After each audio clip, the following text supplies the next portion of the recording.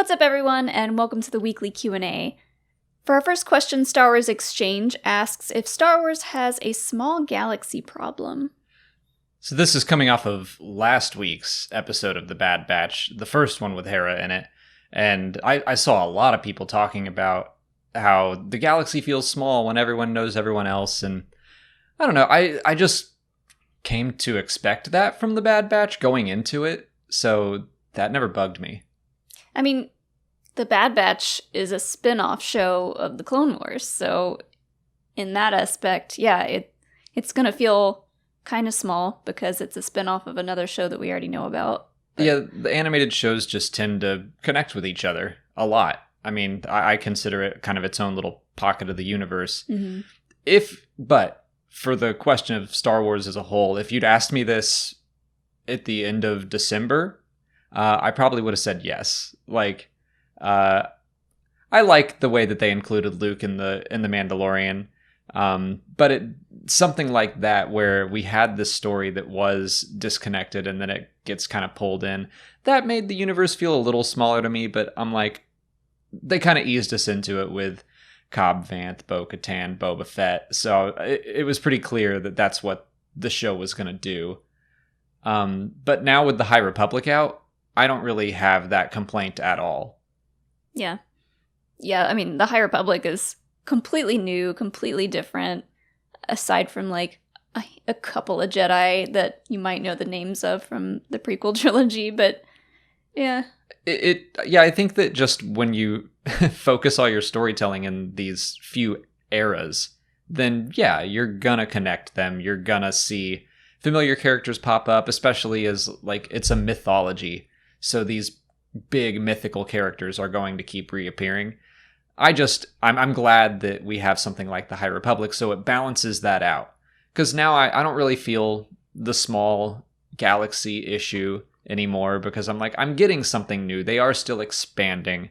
So as long as they continue to do that while they connect other existing stories, I'm fine. Would you say that we were in the minority? Because I think we would be, of people that when like people like Ahsoka and Luke showed up in The Mandalorian, it was kind of a letdown. Not a letdown, but like those characters being in that show made it feel small. Yeah, I would say that we had kind of similar reactions to the Ahsoka episode of The Mandalorian and the first Hera episode. I wasn't really annoyed at all that Hera was in the show. That didn't surprise me. I was more just like, I miss the Bad Batch. Like, I like those characters and I miss them, but I mean, I talked about this in my review and the Clone Zone, but I was over the moon with the latest episode, and I would not have been so excited about it without that first Hera episode. So it's all a balancing act, and I don't know. I tend to lean towards wanting Star Wars to do new stuff rather than constantly connect back. Mm-hmm. But some of that is like, yeah, I just have to get used to it. Yeah. Phantom Jedi wants to know what we think the best year for Star Wars was. This is a fun one. I'm kind of torn between the 2 years that jumped into my head first were 2005 and 2019. 2005, we got Revenge of the Sith. It was like a lot of excitement of the final. I mean, we thought it would be the final Star Wars movie. There were also a ton of video games coming out. The 2D Clone Wars, like that was just an exciting time, especially for I was graduating high school that year. And then 2019 had The Mandalorian. It had Fallen Order. It had The Rise of Skywalker. Even though, it wasn't our favorite movie, it was still exciting to have all of that going on. We had the Clone Wars. So that felt like a year where things were really just starting to pick up speed. And I think that 2020 and 2021 have been a little bit slower, but I think it's about to start snowballing again. So yeah, maybe this is strange, but I was leaning towards 99. That's a great year too, honestly. Like that whole from 96 to 99 was a great time to be a Star Wars fan. Yeah, just because the the pure excitement of episode 1 and just the prequels in general, Star Wars coming back to the big screen after so long, like, that was pretty big. Yeah, that was a wild time. Just, we had like Shadows of the Empire, and then the special editions were coming out, and I got to see the movies in theaters for the first time. And yeah, building that up to the prequels, and before anyone saw it, and then they all became controversial, it was just, it was excitement from everybody. Pure happiness, right? Before people started breaking it down and tearing it apart. Yeah, that's kind of the cycle, isn't it? Where we're all excited for the next Star Wars project, and then it's like split down the middle of it. People either love it or that's just not my Star Wars, and then we debate it for years. But we never learn. We still get excited every time, and it's always fun. Cyrus asks why the episodes of The Bad Batch are so short instead of combined into longer stories.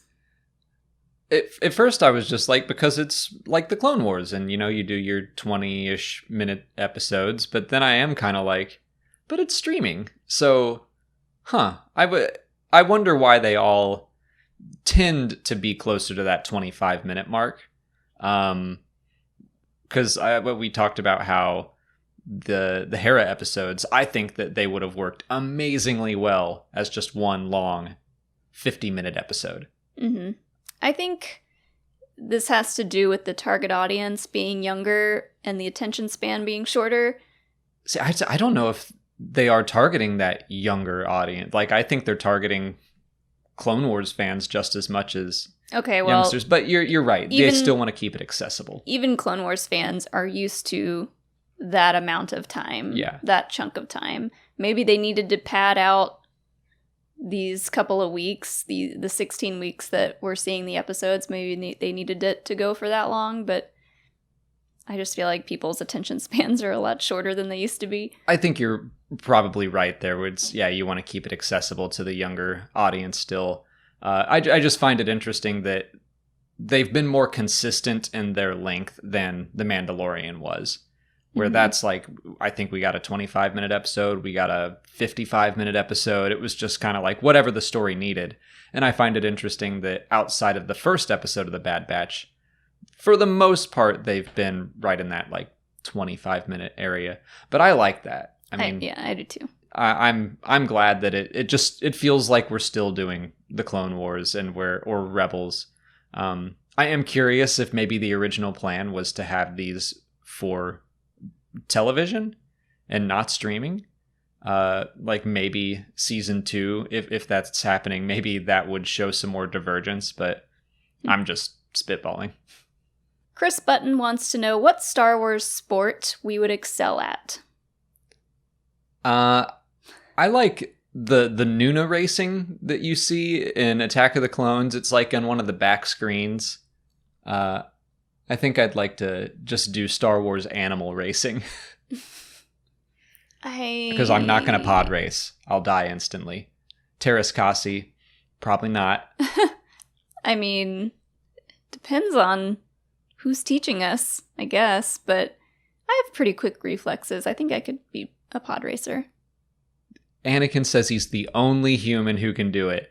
And you're just that was a long time ago in a galaxy far, far away. Yeah, we've evolved since then. And maybe human reflexes back then were just terrible. Yeah. That's a fair argument, I think. Technology's come a long way. I would rather, I think, do like a Star Wars Resistance style of race.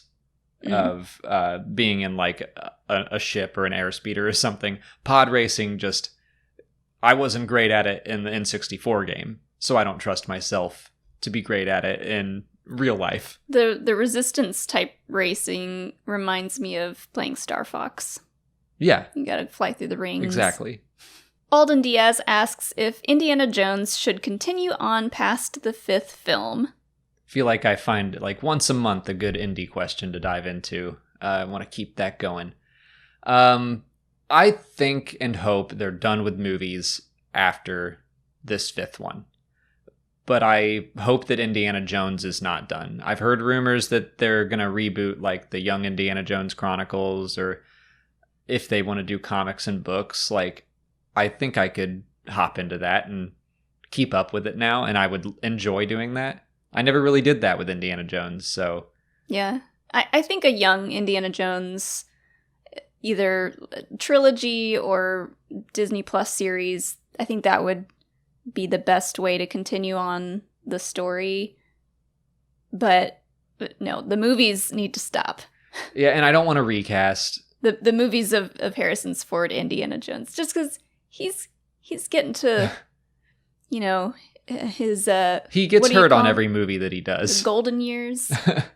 Yeah, he seems a lot more fragile than he used to be. I think part of that is the fact that he just likes doing stunts, and it's like, Harrison, could you chill, please? Like, we're not going to drag you under a truck again. Stop. I'm going to be excited for the 5th movie, but I'm also, yeah, I'm hoping that they put a nice end to his story. Something about James Mangold being involved and knowing how he wrapped up Logan's story in Logan and did that so well. I'm like, is he just going to be the guy to wrap up old men's stories? Yeah, he's going to come along and be like, I can end this in a satisfying way. But he's like, I'll sign on if you promise to never make another one. Yeah. So, and I don't know if that's what he's trying to do. I just have that impression, and I think it would work out. But yeah, the movies, I think we've had enough, and I don't want to go with a recast or a reboot or anything. Like, not every franchise has to go on forever. That's it for patron questions. If you're a patron and you didn't see your question answered here, just head over to Patreon where we left you a written response. If you're not a patron, you can learn more by following the link in the description. Just $1 a month will get you access to extra Star Wars Explained content, and we've done a lot of new tiers recently, so we're offering like video reactions to The Bad Batch, because that's on right now, but we'll do reactions for every future series that ever comes out. We're still doing audio commentaries for all the TV series as they come out. We're doing a book club this coming Tuesday for The Rising Storm and Race to Crash Point Tower. We've got a lot of stuff added to the Patreon, so you can check that out at the link in the description if you're interested. On to YouTube questions. James Shia asks if we'd like to see Rex get a story in From a Certain Point of View, Return of the Jedi. I'd love that. Yeah. Those are my favorite kinds of stories. Some of my favorites in the From a Certain Point of View books is characters that were created after the movie, but we know were around during that time. And yeah, Rex is confirmed to be at the Battle of Endor. So let's see what he was doing there. Like, yes, I would really love that. Does this circle back to the universe being small? Maybe. I don't know. Because I agree. I feel like books like From a Certain Point of View that are all, you know, stories taking place from the old movies, it's cool to put newer characters in those. I guess it does relate to a small galaxy, but like I said, the High Republic is scratching that expansion itch for me. Mm-hmm. I'm happy with that. Also, we have stuff like the Thrawn Ascendancy books that have nothing to do with, almost nothing to do with the rest of the galaxy. So as long as Star Wars continues to try to expand. Yeah. As long as they're balanced. Those books are full of new stories about characters that either we already knew existed and had very small parts, or like new characters even from different time periods. But yeah, I hope we get a Rex story. I hope we get an Ahsoka story. Hera. BlazeCap1213 wants to know if we could see a Mandalorian episode of The Bad Batch similar to the Ryloth episodes. I mean, yeah. I don't know if that would happen in the next 4 episodes, but if there's a season 2, sure. We were talking about this earlier today, that it feels like they're running out of time. So I'm like, there's got to be a second season of this. Maybe they'll announce it the same way that Loki's second season got announced, where it's just like, at the end of the season finale, The Bad Batch will return in season 2, and we'll get our announcement.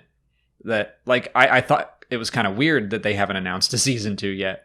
But then the way Loki did it, that gave me, like, hope that, okay, they're not doing that kind of, I don't know, HBO after every first episode of Game of Thrones' seasons would be like, okay, we renewed it. You're still interested. Yeah. So it's weird to not get those announcements, but what were we talking about? I feel like I went like off a huge tangent. Getting Mandalorian episodes. Right. In Bad Batch. So that feels like something for season 2. Yes. Agreed. Because I don't think you could do that in one episode and to spend half of the remaining episodes in the season on Mandalore, especially with Crosshair being like, I'm going to go get him. Yeah. And if this doesn't happen, I'm fine with it because we're getting The Mandalorian and we're getting Book of Boba Fett. So we are getting a lot of Mandalorian stories. Yes. I also completely agree. It's like, we don't need it. I would not mind seeing it, but there's a lot of Mando stuff happening already. Shadow Dawn 01 asks, whatever happened to Scar Squadron? Yeah, I don't know. They just kind of fell off the face of the earth.